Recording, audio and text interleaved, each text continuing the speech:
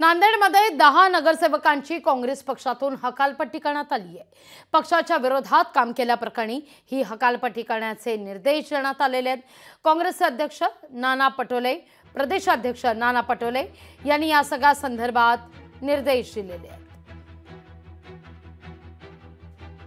मागच्या लोकसभेला त्यांनी काँग्रेसच्या विरोधात काम केलं आणि निवडणुकीच्या आधी त्यांनी काँग्रेस पक्षाच्या विरोधात भाजपाचे मेळावे, भाजपाचे मीटिंग, भाजपाच्या प्रचारात भाग घेतला। अनेकदा दिसलं, पण शेवटी म्हणलं सुधारणा होईल आज नाही उद्या।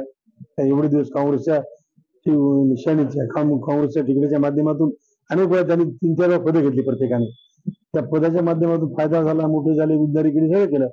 सुधारणा होत नाही असं लक्षात आल्यावर आम्ही मुंबईची हायकमांड त्यांच्या परवानगी घेतली आणि त्यांना अध्यक्ष, उपाध्यक्षांनी 8 सदस्य त्यांना पक्षातून कायमचं काढून टाकले।